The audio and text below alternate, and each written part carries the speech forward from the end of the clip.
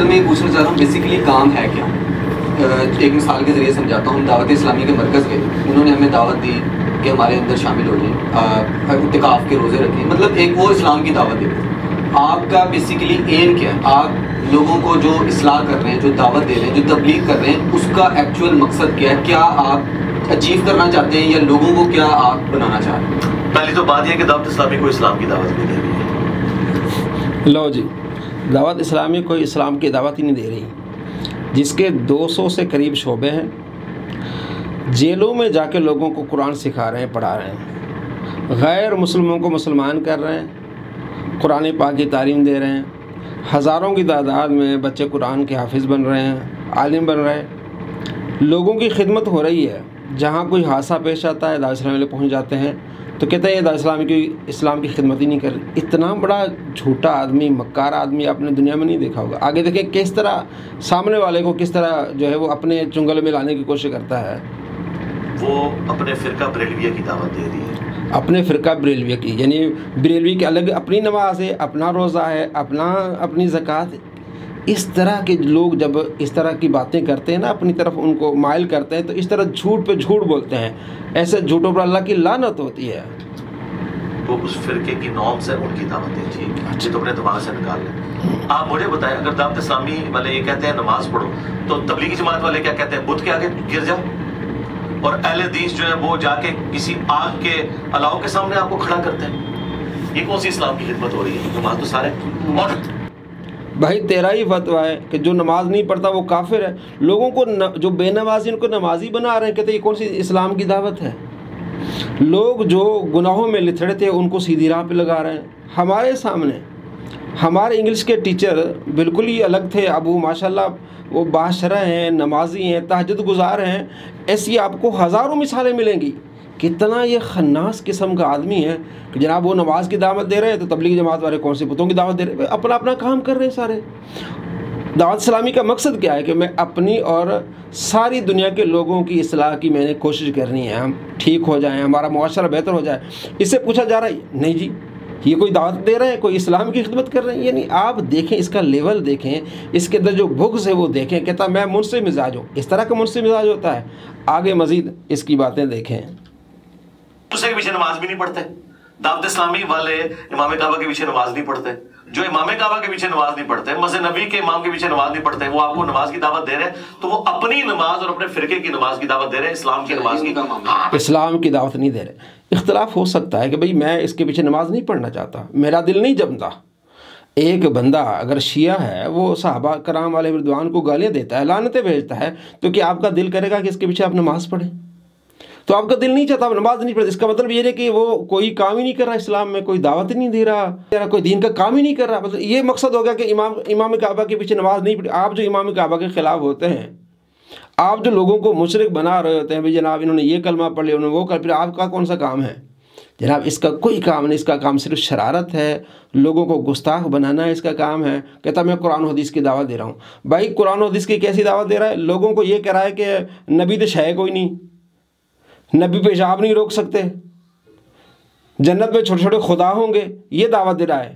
اللہ تبارک و تعالیٰ فرماتا ہے جو میرے ولیوں سے عداوت رکھے اسے میرا اعلان جنگ ہے. خدا سے اعلان جنگ کر رہا ہے اور دوسروں کو کہہ رہا ہے جناب ایک دوسرے کے پیچھے نماز نہیں پڑھے. اپنی آگے دیکھیں مزید اس کی جو لن ترانیاں. آپ اس سے آپ کو میرا فرق پتا چلے گا. ہم کیا دعوت دیتے ہیں؟ ہم کہتے ہیں تمام فرقے مسلمان ہیں. تمام فرقے مسلمان ہے. کہتا ہے کہ بنیادی عقیدہ ہے بریلویوں کا چشتی رسول اللہ, تو وہ مسلمان ہو سکتا ہے جس کا بنیادی عقیدہ چشتی رسول اللہ والا؟ یہ تو شرک ہے. ہم کہتے ہیں آج اگر مرزا پڑھے گا چشتی رسول اللہ, ہم اس کو مشرک کہیں گے. جس کے بارے میں اس کا کلیم ہے, اللہ کی لعنت ہے اس پر کروڑا, کیونکہ کروڑوں مسلمان ہیں جو بریلوی ہیں, اہل سنت ہیں. کسی ایک کا بھی عقیدہ نہیں. ایک بے بنیاد واقعے کو لے کے کہتا ہے کہ ان کا بنیادی عقیدہ ہے. کہتا میں ان کو مسلمان سمجھتا ہوں. جو کسی مشرک کو مسلمان سمجھے تو وہ خود مشرک کافر ہو جاتا ہے. تو یہ اس کا حال ہے. میں سب کو مسلمان سمجھتا. یہ صرف کہتے ہیں ہاتھی کے دانت دکھانے کی عورتیں, کھانے کی عورتیں ہیں. اپنی تمام گمراہیوں کے باوجود لیکن ان کے بڑوں نے قرآن و سنت کے ساتھ غداری کی ہے. قرآن و سنت کے ترجمے کیے، خود اس پہ عمل نہیں کیا، غداری کی. یعنی اس کی زبان دیکھیں. قرآن پہلے کہتا تھا کہ یہ غدار ہیں کہ ترجمے نہیں کیے، اب کہتے ترجمے کیے لیکن قرآن و سنت کے ساتھ غداری کی ہے. یعنی یہ زبان کوئی مسلمان بولے گا؟ اختلاف رائے ہو سکتا ہے آپ کا، کسی سے بھی ہو سکتا ہے، لیکن یہ کہنا کہ غداری کی ہے، سب سے بڑے غدار تو تم ہو. کہتے نبی پیشاب نہیں روک سکتے. جب اسے کہا گیا تو چھوکرا ہے، کل کا چھوکرا ہے، کہتے یہ بازاری زبان ہے، اور یہی لفظ اس نے نبی علیہ السلام کے بارے میں بولے، کہتے نہیں یہ تو گستاخی ہے، نہیں تو غداری یہ نہیں، غداری تو یہ ہے. یعنی اختلاف رائے کو غداری کہنا، اسلام کا دشمن کہنا. سب سے جب جس طرح تو زبان استعمال کرے گا پھر جواب اس طرح آئے گا کہ تو مجھے قادیانی کہتا ہے، تو قادیانی کو سپورٹر نہیں ہے. کس طرح کی تو زبان استعمال کر رہا ہے. دیکھو قرآن و سنت میں یہ لکھا ہے، تمہیں یہ بتا رہے ہیں. احمد بریلوی صاحب یہ کہہ رہے ہیں قرآن کے بعد سب سے افضل کتابیں بخاری اور مسلم ہے. باپا جانی الیاس قادری صاحب ٹی وی میں یہ کہہ رہے ہیں کہ قرآن کے بعد سب سے افضل کتاب بخاری شریف ہے، اور باپا جانی جو خود نماز پڑھ رہے ہیں وہ بخاری میں نہیں لکھی ہوئی، وہ اس کے بالکل خلاف ہے، بغیر رفع الیدین کے پڑھ رہے ہیں. ہم یہ بتا رہے ہیں یہ بھی کوئی مسئلہ ہے. رفع الیدین کرنا کوئی فرض ہے، کوئی واجب ہے؟ کیا نبی صلی اللہ تعالیٰ علیہ وآلہ وسلم نے اس کو فرض قرار دیا؟ کیا نبی صلی اللہ تعالیٰ علیہ وآلہ وسلم نے جو نماز کا طریقہ سکھایا اس میں کوئی رفع الیدین کا ذکر ہے؟ 6667 بخاری میں حدیث، نبی علیہ السلام نے خود صحابی کو نماز سکھائی ہے، رفع الیدین تو نہیں سکھا. مسلم میں نبی علیہ السلام نے دیکھا کہ لوگ رفع الیدین کر رہے ہیں، آپ علیہ السلام نے اس کو منع کر دیا.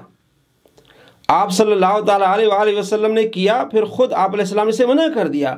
تو ایک مستحب جو کرتے ہیں وہ بھی اس کو مستحب سمجھتے ہیں، ہم کہتے ہیں منسوخ ہے. امام مالک رحمۃ اللہ علیہ فرماتے ہیں لا عارف، ایسے رفع الیدین کو میں نہیں جانتا. تو کیا امام مالک غدار ہوئے کہ وہ بخاری مسلم کے طریقے سے نماز نہیں جو ہے وہ پڑھے؟ آج بھی آپ دیکھ لیں کہ مالکیوں کی نماز کا طریقہ آپ یوٹیوب پہ لکھیں گے آپ کو ملے گا کہ وہ جو ہے وہ ہاتھ چھوڑ کے نماز پڑھتے ہیں. تو وہ بخاری میں تو ہاتھ باندھ کے، تو وہ غدار ہو گئے.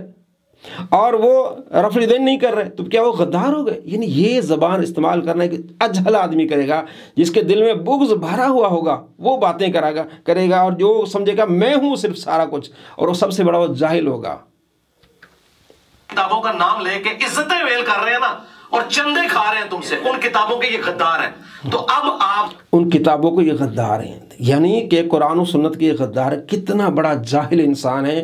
آپ خود اس کے منہ سے جھاگ نکلتی ہوئی دیکھ رہے ہیں. اس نے کل ایک اور ویڈیو میں کہا ہے کہ جناب حنفی جو ہیں وہ قرآن و سنت کو ان کے سامنے شے کوئی نہیں، یہ تو سب سے پہلے قیاس اور اجماع کو مانتے ہیں. یعنی احناف میں جو اصول فقہ ہے اس میں سب سے پہلی لائن یہ لکھی ہوتی ہے کہ قرآن، حدیث، قیاس اور اجماع. یہ کہتا ہے اس کو یہ قرآن حدیث کے دشمن ہے، اس طرح کی زبان استعمال کر رہا ہے. تو یہ بندہ بہت ہی آگے جا چکا ہے، جو نبی صلی اللہ تعالیٰ علیہ وآلہ وسلم کا گستاخ ہے، آپ اسے کوئی بھی توقع رکھ سکتے ہیں. ان کو چھوڑ کے رسول اللہ کے ساتھ جوڑنا ہے. ان میں بات مکمل کر لوں نا. ہاں بات مکمل دیکھیں نا. میرا کام کیا، میں ان کو یعنی کہ ان کو چھوڑ کے رسول اللہ کے ساتھ جوڑ رہا ہوں. کس طرح رسول اللہ کے ساتھ جوڑ رہے ہو جی؟ نبی صلی اللہ تعالیٰ علیہ وآلہ وسلم کی گستاخی کر رہے ہو. گلیوں چوراہوں میں اس کے جا کے چیلے کہتے ہیں کہ تم نبی کو گالی دو، ہم تمہیں پیسے دیتے ہیں. یہ لوگوں کو بتاتا ہے کہ تم کسی کو 1 ارب بھی دے دو تو مسلمان کو نبی علیہ السلام کو گالی نہیں دے گا. اس کے چیلے جا کے نبی صلی اللہ تعالیٰ علیہ وآلہ وسلم کا سوال کرتے ہیں کہ نبی کو گالی دو، ہم تمہیں پیسے دیں گے. یہ ویڈیوز میں ہے. چلو پیسے لے لو، تینوں ہور پیسے دینا میں، جن تسی کہو اپنے نبی نو ایک گال کٹ دو. میں اکثر یہ بات کرتا ہوں کہ آپ دنیا میں کسی گناہگار سے گناہگار شخص کو جو کلمہ پڑھنے والا ہو، اس کے سامنے آپ 1 ارب روپیہ بھی رکھ دیں اور کہیں گے 1 ارب لے لو، اور وہ غریب ہو، فاقہ کش ہو، ایک دفعہ نبی علیہ السلام کو گالی دے دو، کبھی نہیں دے گا. چلو پیسے لے لو، تینوں ہور پیسے دینا میں، جن تسی کہو اپنے نبی نو ایک گال کٹ دو.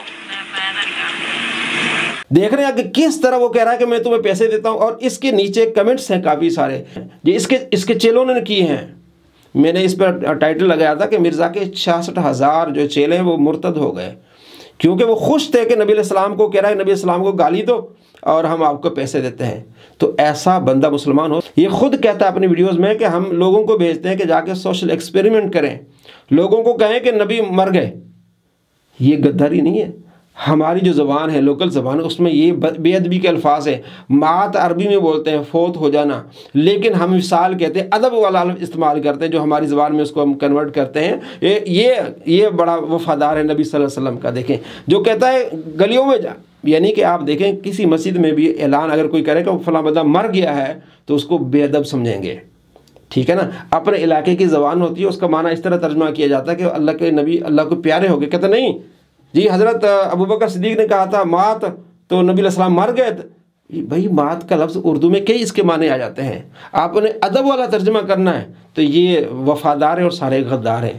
یعنی کس طرح کی زبان استعمال کر رہا ہے اور کس طرح کس لیول پہ جا کے اپنے ماننے والوں کو کیا زہر کھلا رہا ہے کہ یہ غدار ہیں، کتابوں کے غدار ہیں، یہ دین کے غدار ہیں، یہ دشمن ہیں. یہ زبان استعمال ہوتی ہے. کہتا میں اختلاف رائے کرتا ہوں، میں منصف مزاج. اس طرح کا منصف مزاج ہوتا ہے جو اس طرح کی زبان استعمال کرے کہ یہ غدار ہیں. بھائی امام مالک غدار ہیں جو ہاتھ چھوڑ کے نماز پڑھیں، بخاری مسلم میں تو ہاتھ باندھ کے نماز ہے.